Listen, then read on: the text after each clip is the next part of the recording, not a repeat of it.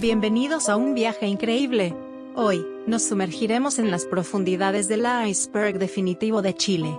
Prepárense, porque este será un video largo y repleto de misterios que he recopilado cuidadosamente para ustedes. Sin nada más que decir, comencemos.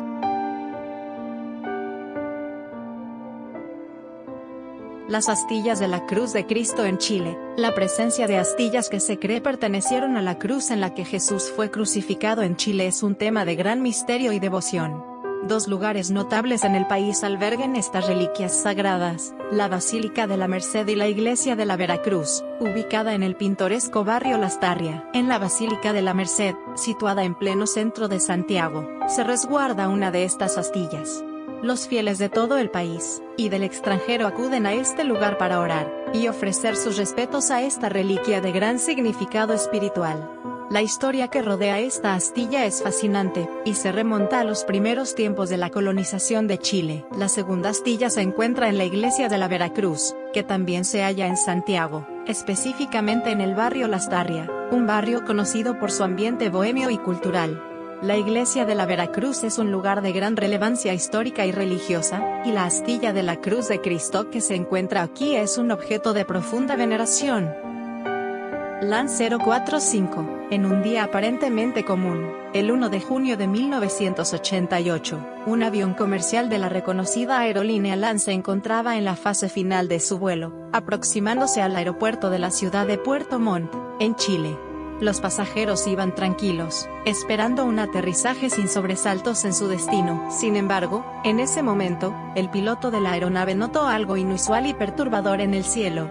Una luz intensa y misteriosa se estaba aproximando velozmente hacia el avión.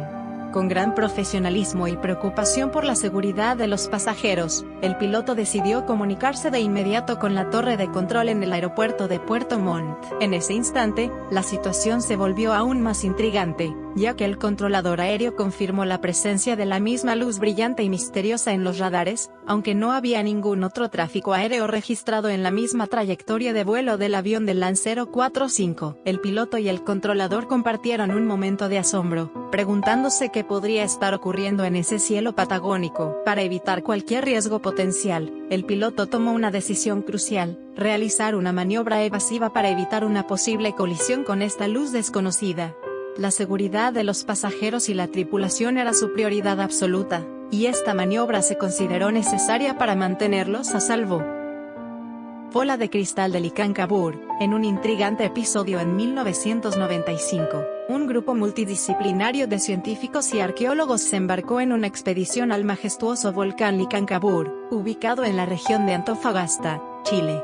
Su objetivo era llevar a cabo un minucioso análisis de los misteriosos centros ceremoniales que yacían en las alturas de este volcán milenario. Mientras exploraban los rincones remotos y poco conocidos del cráter del volcán, uno de los intrépidos miembros del equipo se sumergió en la tranquila laguna que reposa en el fondo del cráter. La misión de este buzo era buscar posibles ofrendas o vestigios de la antigua cultura inca, que había dejado su huella en esta región de altitudes extremas. Lo que ocurrió a continuación dejó a todos los presentes en un estado de asombro y desconcierto. En las profundidades de la laguna, el buzo se encontró con algo que rompía completamente con su comprensión de la realidad. Sus manos se posaron sobre un objeto que se asemejaba a una enigmática bola de cristal, resplandeciendo con un fulgor misterioso y atrayente. Mientras sostenía esta extraña bola en sus manos, el buzo experimentó una sensación inusual y poderosa, como si una fuerza energética emanara de este artefacto. La intensidad de esta experiencia fue tal que, según cuentan los informes, la bola de cristal comenzó a calentarse de manera sorprendente, provocando un doloroso ardor en la mano del buzo. Desconcertado y atormentado por esta reacción, finalmente se vio obligado a soltar el objeto, que cayó de regreso a las profundidades de la laguna. Para su consternación, la bola de cristal desapareció una vez más en las misteriosas aguas del cráter del volcán Licancabur. Durante las transmisiones de un matinal, mientras el caso de la desaparición de Nivaldo estaba en curso, un periodista desde la casa del profesor realizaba preguntas a distintas personas. En un momento se escucha las palabras: me encontraron y me mataron. No se veía ninguna luz, de pronto algo raro, solo el ruido. Ruido nomás. Oscuro estaba aquí, sí. Oscuro, estaba todo oscuro. No sabía absolutamente nada. Nada. Edson también nos acompaña, Edson también está por acá. Edson, ¿a usted qué le parece esto que nos dice la vecina, que son unos ruidos raros, que no se sabe identificar de qué son? ¿Ustedes ya habían conversado? ¿Él ya le había contado esto? Que no se sabe identificar de qué son. Ustedes ya habían conversado, él ya la había identificar de qué son. Ustedes ya habían conversado, él ya la identificar de qué son. Ustedes ya habían conversificar de qué son. Ustedes ya habían conversación. Ustedes ya habían conversación. En el año 2001, durante una intensa búsqueda de víctimas relacionadas con el psicópata de alto hospicio, se produjo un descubrimiento impactante en las profundidades de un antiguo pique minero de la zona. En lugar de encontrar las pistas que inicialmente se buscaban, los investigadores se toparon con un hallazgo mucho más siniestro: osamentas humanas que, según las primeras evaluaciones, parecían corresponder a personas cuyas vidas fueron trágicamente cegadas durante el período de la dictadura militar en Chile. La noticia de este descubrimiento se mantuvo en estricto secreto, y el sitio se dejó intacto, sin perturbar, como un sombrío testimonio de lo que allí yacía oculto. La verdad detrás de estas osamentas humanas permaneció enterrada y olvidada por muchos años, un sombrío recordatorio de un periodo de la historia chilena que dejó cicatrices profundas, y heridas que aún no han sanado por completo. Sin embargo, con el paso del tiempo, la verdad comenzó a emerger.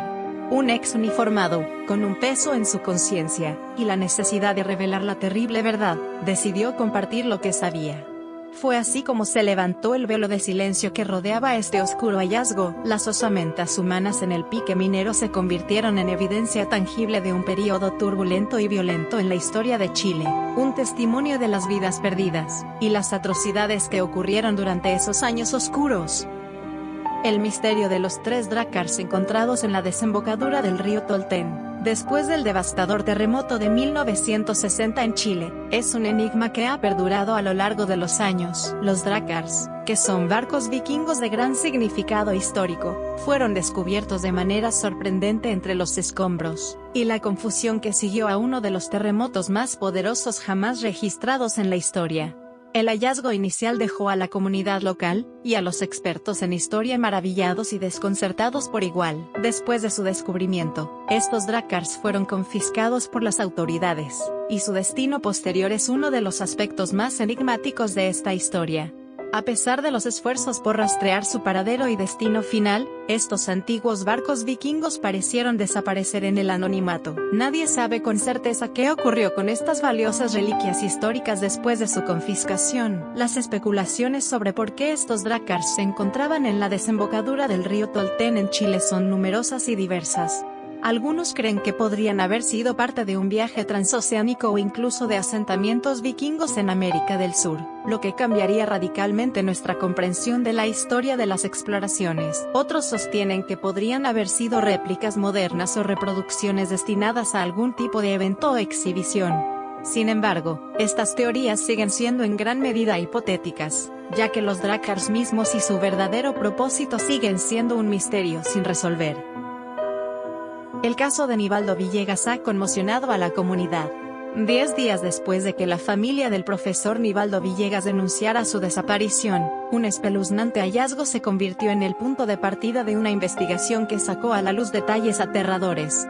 Un cuerpo sin extremidades fue encontrado flotando en el mar. Posteriormente, los exámenes y las sospechas confirmaron que se trataba del docente desaparecido. Durante la investigación, la mirada de la policía se centró en 2 sospechosos clave: la exmujer de Nivaldo Villegas, Joana Hernández, y su nuevo novio, Francisco Silva. Las pruebas comenzaron a señalar hacia ellos como los principales sospechosos del horrendo crimen.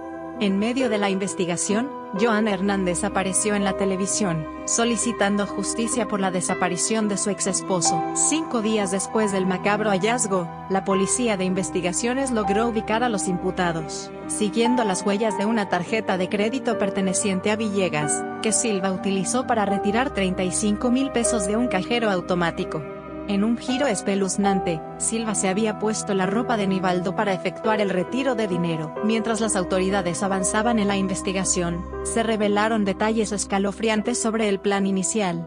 Según los testimonios de los imputados, originalmente solo pretendían drogar a Nivaldo, y hacerle cortes en las muñecas para simular un suicidio. Sin embargo, cada uno de los acusados señaló al otro como autor de la idea de asesinarlo, lo que generó contradicciones en sus relatos. Ambos imputados suministraron la sustancia narcótica en un vaso de malta con huevo al profesor. Después de ello, le infligieron una herida cortopunzante en la zona torácica, causándole la muerte.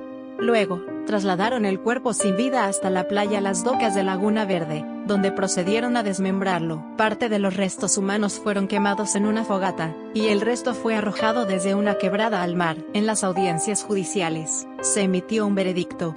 Joana Hernández fue condenada como autora material de parricidio, mientras que a Francisco Silva se le condenó como autor material de homicidio calificado. Este escalofriante caso sigue siendo un caso perturbador que ha conmocionado a la comunidad, y ha arrojado luz sobre los horrores que se esconden detrás de la fachada de lo cotidiano. El misterioso caso de Jorge Matute Jones, un joven que desapareció el 26 de noviembre de 1999 en Chile, ha sido una trama de misterio, contradicciones y giros impactantes que ha desconcertado a las autoridades y a la opinión pública. 10 días después de la desaparición de Jorge Matute Jones, su padre, Jorge Matute Matute, solicitó a la Corte de Apelaciones de Concepción que designara un ministro en visita para investigar el caso. Sin embargo, su solicitud fue rechazada. El 1 de diciembre, la familia presentó una querella criminal por presunta desgracia en el tercer juzgado del crimen de Concepción. La magistrada a cargo del caso, Flora Sepúlveda, llevó a cabo peritajes en la discoteca La Cucaracha y entrevistó al dueño, Bruno Betanzo, así como a su pareja y 3 empleados del local. Un informe del mayor de Carabineros, Andrés Ovalle, entregado a la jueza Sepúlveda el 23 de enero de 2002, exoneró a los 7 jóvenes acusados de obstrucción a la justicia, y sugirió que el propietario y los empleados de la discoteca podrían estar involucrados en la desaparición de Jorge Matute. El 5 de abril de 2002, la discoteca fue demolida a solicitud del dueño del terreno. En agosto de 2002, la familia del joven acusó a agentes de Carabineros por su desaparición, y el 17 de septiembre se ordenó la detención del mayor Ovalle por haber preparado un informe en colaboración con los padres de 2 de los jóvenes procesados por obstrucción a la justicia. En respuesta a una solicitud de la Cámara de Diputados, el 10 de diciembre, la Corte de Apelaciones de Concepción nombró al magistrado Juan Rubilar Rivera como ministro en visita del caso. El 12 de febrero de 2004, el misterio llegó a su inquietante conclusión. El cuerpo de Jorge Matute Jones fue encontrado a orillas del río Biobío, poniendo fin a su desaparición. El 12 de marzo de ese año, el Servicio Médico Legal confirmó que la muerte de Matute había sido causada por terceros. La investigación continuó con giros adicionales y sorprendentes. El 28 de octubre de 2005, el Consejo de Defensa del Estado solicitó el procesamiento por homicidio de Jaime Rojas López y Óscar Arauz Díaz, pero esta solicitud fue rechazada. La decisión fue confirmada en noviembre y abril de 2006 por la Corte de Apelaciones de Concepción. El caso ha experimentado múltiples reaperturas y cierres. En 2014, el caso fue reabierto nuevamente después de que se recopilaron nuevos antecedentes. El 10 de enero de 2014, se ordenó una nueva investigación, y se exhumaron los restos de Matute. Después de una serie de exámenes, se confirmó que su muerte fue un homicidio. El trágico caso de Tomás Bravo, un niño de 3 años cuya desaparición, y posterior hallazgo sin vida conmocionaron a Chile, sigue sin resolverse casi 2 años después de los dolorosos eventos. La historia se remonta al 17 de febrero de 2021, cuando Tomás desapareció en el sector de Caripilún, en la comuna de Arauco, al sur de Chile. El niño estaba con su tío abuelo, Jorge Escobar, buscando animales en un terreno cercano. Según el relato de Escobar, ambos estaban buscando terneros y vacas, recorriendo el terreno. En un momento, cuando Escobar tuvo que ocuparse de los animales, perdió de vista al niño. Lo que siguió fue un inmenso operativo de búsqueda de Tomás Bravo. Se estableció un campamento con especialistas en búsqueda, y la comunidad se unió en la búsqueda del niño, pero, lamentablemente, no tuvo éxito. Finalmente, el 26 de febrero, se encontró a Tomás Bravo sin vida en una zanja cerca del río Raqui. El fiscal José Ortiz sugirió que su muerte no fue accidental, ya que la forma en que se encontró claramente implica la intervención de terceros. Las sospechas recayeron rápidamente en Escobar, quien fue detenido. Sin embargo, en marzo de 2021, ocurrió un giro inesperado cuando Escobar fue liberado porque no se encontraron pruebas incriminatorias en su persona, vehículo o domicilio que lo relacionaran con el asesinato. La liberación de Escobar provocó un flujo constante de teorías y una investigación en curso. El 14 de octubre de 2021, un tribunal extendió la investigación por 3 meses más, esperando los resultados de pruebas de material genético realizadas en el extranjero, incluido un peritaje en la Universidad de Santiago de Compostela, en España. Esta ha sido la tercera vez que se extiende la investigación. En diciembre de 2022, las autoridades judiciales chilenas recibieron los resultados de un peritaje extranjero que parecía contradecir la autopsia realizada por el Servicio Médico Legal, que había concluido que la muerte del niño se debió a hipotermia e inanición. El caso aún no ha resuelto quién es el responsable de la muerte de Tomás. La madre del niño, Estefanía Gutiérrez, ha compartido mensajes emotivos y desgarradores en las redes sociales, destacando la lucha de la familia por justicia, y la angustia de no saber la verdad detrás de la desaparición de su hijo. Este caso, marcado por la tragedia y la falta de respuestas, sigue generando preocupación en Chile, con la esperanza de que se haga justicia, y se esclarezca lo sucedido con Tomás Bravo. El evento chileno similar al Tunguska chileno ocurrió en febrero de 1914, y dejó una fuerte impresión en los habitantes de la localidad de Chanco. El relato de este extraño fenómeno se basa en testimonios de testigos presenciales que aún se recuerdan en la región. Uno de los testigos, Juana Andaur, describió cómo ella y sus padres fueron sobresaltados por un estruendo atronador en el cielo. Cuando miraron hacia arriba, vieron una especie de viga descendiendo, que estaba ardiendo solo en su parte trasera. La caída del objeto en una zona montañosa provocó un gran incendio en la región. Otro testigo recordó que el fenómeno ocurrió alrededor de las 16 de la tarde. En ese momento, un grupo cercano estaba celebrando un matrimonio con un picnic. Sin embargo, el miedo se apoderó de todos los presentes, y la celebración se suspendió abruptamente. Además, varios testigos notaron que el objeto se asemejaba a un cilindro, y emitía un sonido similar al de un motor en funcionamiento. El diario La Mañana de Talca recogió este fenómeno en sus páginas. Fenómeno celeste de ayer a las 5:55 horas, se vio atravesar los cielos celestes de la ciudad de Talca en dirección de poniente a oriente. El luminoso cuerpo dejó impresionados a todos los testigos que lo contemplaron. La humareda blanca que dejó a su paso tardó casi 15 minutos en disiparse. Algunos de los testigos especularon sobre la posibilidad de que fuera un fuego artificial o incluso un aeroplano que se estaba incendiando. El misterioso incidente de la casa volcada de Los Ángeles, que tuvo lugar en 1990 cerca de la ciudad de Los Ángeles, sigue siendo un enigma que ha desconcertado tanto a los protagonistas del suceso, Don Octavio y su familia, como a los investigadores. El evento comenzó en medio de la noche cuando la familia fue repentinamente despertada por un ruido ensordecedor que se asemejaba al estruendo de un tractor. La señora Marta Pino observó una luz deslumbrante que se acercaba de manera amenazante. En cuestión de segundos, una fuerza desconocida pareció elevar parte de la casa y luego la volcó completamente. Este impactante suceso dejó una serie de incógnitas sin respuesta. Al estudiar el caso, los investigadores se sorprendieron por varios aspectos peculiares. Por ejemplo, se registró la pérdida de objetos metálicos, como ollas, cucharas y parte de la salamandra en la casa. Además, algunos testigos presentaban extrañas quemaduras en los pies, lo que desconcertó aún más a los investigadores. En el exterior de la vivienda, los vegetales en el huerto mostraban signos de quemaduras y deshidratación. Incluso el pasto cercano y varios árboles fueron afectados, con árboles arrancados de raíz. Uno de los aspectos más impactantes de este enigma fue la torre de agua.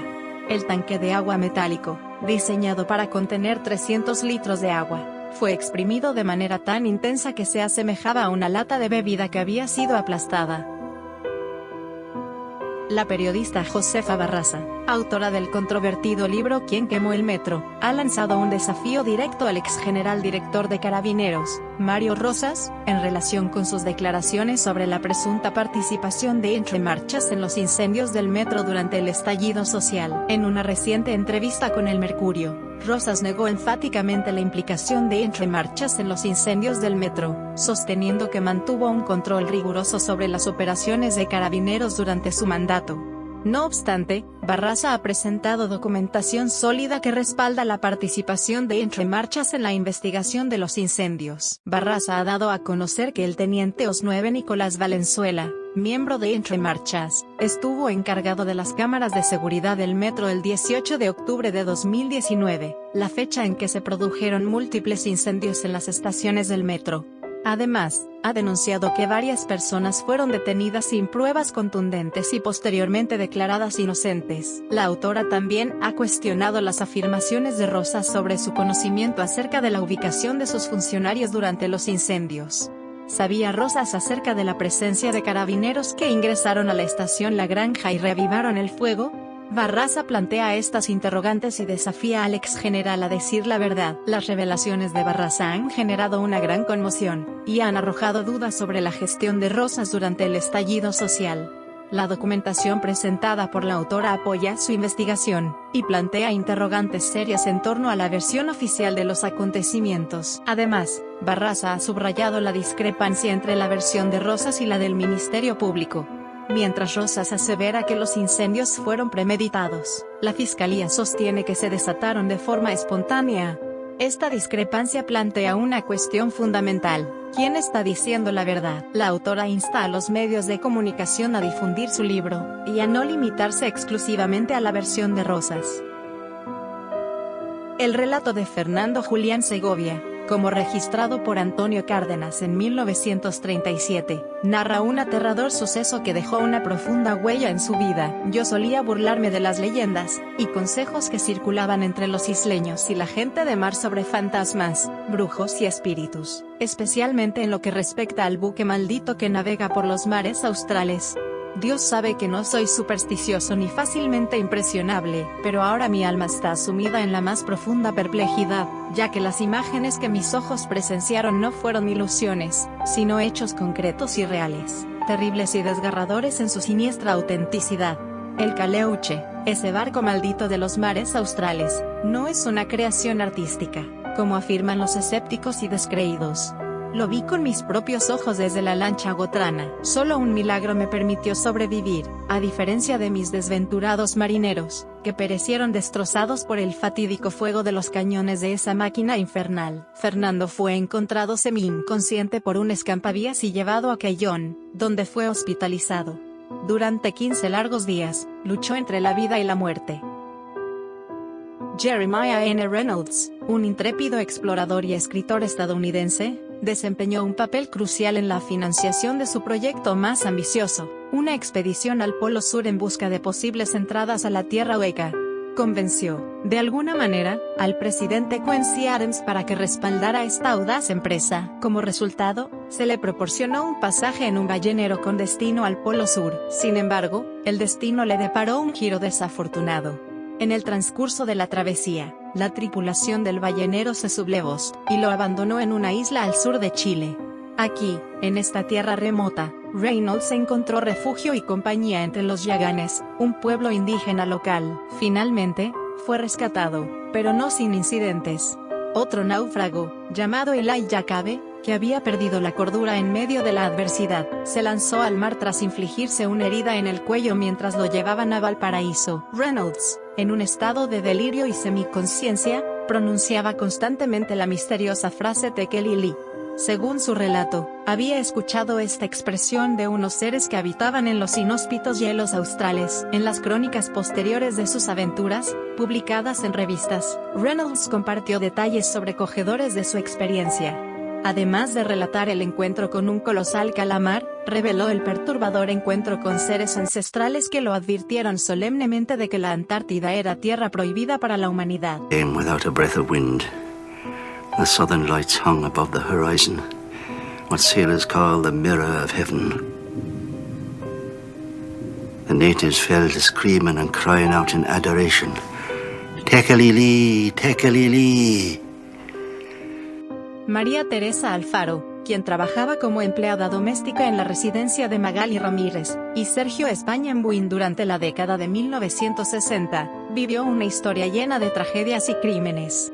Quedó embarazada en 3 ocasiones mientras servía en esa casa, y en 3 ocasiones enfrentó una decisión angustiosa: abortar para evitar la expulsión de su empleo. No solo tuvo que lidiar con esta difícil elección, sino que también cometió crímenes que llevaron a la muerte de 3 bebés, así como de la madre de Magali, envenenándolos con estricnina, que mezcló con leche y alimentos. Este trágico episodio solo se revelaría después de años de investigación policial.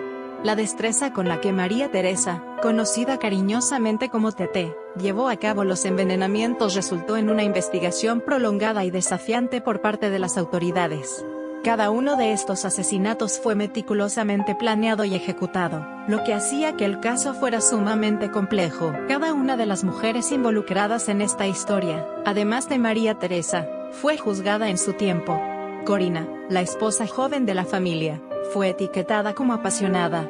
Rosa, la suplementera que había confesado su participación en los crímenes, no logró convencer a las autoridades de que era capaz de llevar a cabo un acto tan atroz. María Carolina, la escritora, recibió un diagnóstico de enfermedad psiquiátrica. Por su parte, María Teresa fue acusada de cometer los asesinatos por celos hacia su patrona. Cada una de estas mujeres, en el imaginario social, se convirtió en un personaje que las alejó de la imagen de crueles y despiadadas asesinas. A pesar de la gravedad de sus crímenes, ninguna de ellas fue fusilada ni pasó el resto de su vida en prisión. Las 3 primeras obtuvieron el indulto, y María Teresa cumplió su condena, después de lo cual, retomó su vida en la sociedad. Durante una transmisión en el programa Buenos Días a Todos de TVN, tuvo lugar una entrevista al entonces ministro del Interior, Rodrigo Inspeter.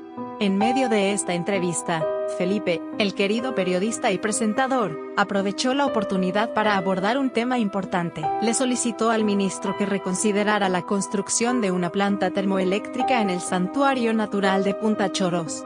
La solicitud de Felipe estaba relacionada con la protección del medio ambiente y la conservación de este hermoso lugar. La reacción del ministro durante la entrevista fue notablemente incómoda, y su respuesta fue ambigua, prometiendo revisar el caso.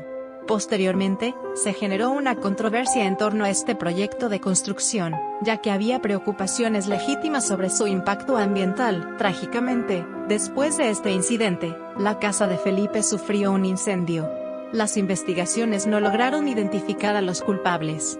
Además, Felipe pasó por un momento incómodo cuando recibió un premio Copihue de oro en una entrega de premios. Este relato se conecta con el trágico accidente de un avión en el que viajaba un equipo periodístico, incluyendo a Felipe Camiroaga, y que se dirigía a la isla Juan Fernández.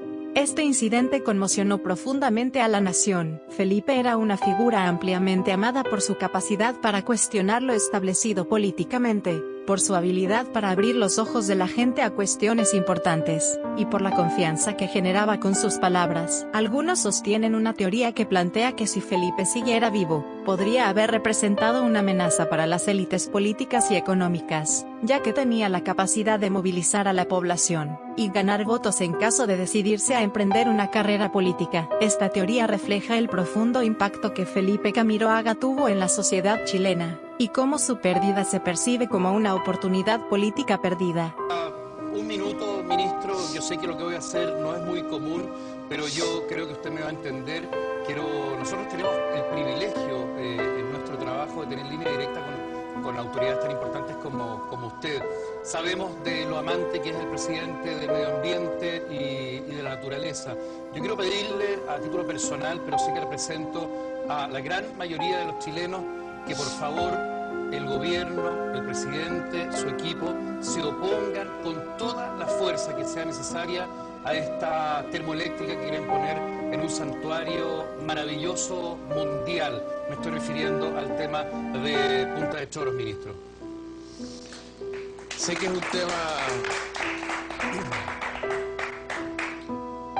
es un tema muy sensible, Felipe, y vamos a conversarlo con el presidente de la República. Vamos a tener que analizar, hemos escuchado a los ciudadanos. Créanme que es una decisión compleja. Cuando uno está en el gobierno, a veces toma decisiones duras, pensando en bienes que no siempre se comprenden bien. Pero yo entiendo el sentido profundo y honesto de su petición. y se lo agradezco porque además me parece que usted interpreta a muchos chilenos y muchos chilenos que yo escuché ayer protestar y los miré con atención, y este ministro del Interior y este gobierno no está indiferente frente a lo que está ocurriendo. Vamos a ver qué podemos hacer. Gracias, ministro. Muchas gracias. La leyenda de la Virgen de los Hielos es una narrativa misteriosa que se ha forjado en el contexto del polo antártico, en el extremo sur del planeta. Se habla de una entidad femenina, la Virgen de los Hielos, que castiga y aterroriza a aquellos intrépidos exploradores que se aventuran a adentrarse en el gélido continente blanco. Cuentan que si uno tiene la desdicha de encontrarse con esta entidad, experimentará convulsiones y delirios. Pero lo más sombrío es que, si no puede vencer los desafíos que el paisaje antártico le presenta, la Virgen de los Hielos los llevará a una muerte helada, como castigo por su osadía. Una historia que ha circulado en torno a esta entidad proviene del capitán Jorge Reyes. Se dice que rescató a una sobreviviente de un barco que sufrió un accidente en esta aterradora región. La sobreviviente, aterrorizada y traumatizada, solo repetía que ella se había llevado al resto de la tripulación. Cuando el periodista Francisco Ortega intentó profundizar en este escalofriante caso, contactó al capitán Reyes, quien, con un tono de miedo palpable en su voz, confirmó los hechos y colgó el teléfono de inmediato. Los mapuches de Boroa fueron un grupo que se destacaba por presentar características notables y únicas en comparación con otros grupos mapuches. A diferencia de la mayoría de los mapuches, los de Boroa eran notoriamente altos, y se distinguían por tener cabello rubio y una piel pálida. Este fenotipo contrastaba fuertemente con el aspecto físico típico de otros mapuches. A lo largo del siglo XX, este grupo peculiar de mapuches fue desapareciendo lentamente. Algunos miembros de esta comunidad optaron por retirarse a las montañas, mientras que otros se mezclaron con los inmigrantes europeos que llegaron a la región. Este proceso de asimilación y desaparición cultural es un fenómeno complejo que ha ocurrido en diversas culturas indígenas alrededor del mundo y suele estar relacionado con cambios socioculturales, migraciones y presiones de la sociedad dominante. La existencia de una base secreta ubicada entre las ciudades de Iquique y Tocopilla ha sido objeto de rumores y especulaciones durante mucho tiempo. A menudo, se le ha comparado con el famoso Área 51 en Estados Unidos, una instalación militar conocida por su secretismo y actividades misteriosas. En el caso de esta base chilena, los detalles precisos son difíciles de confirmar debido a la falta de acceso público y la información limitada disponible. Se sostiene que esta instalación está bajo tierra, y se ha mantenido en secreto por las Fuerzas Armadas chilenas. El acceso a su perímetro está restringido, y se argumenta que se utilizan para realizar pruebas de armamento de aviones y otras actividades militares confidenciales. Los rumores sugieren que el interior de esta base es sorprendentemente grande, casi del tamaño de una ciudad completa. Se dice que alberga casas, edificios, vehículos, bodegas y mucho más. Sin embargo, la falta de evidencia concreta y el secretismo que rodea a estas instalaciones hacen que sea difícil confirmar o refutar estos informes.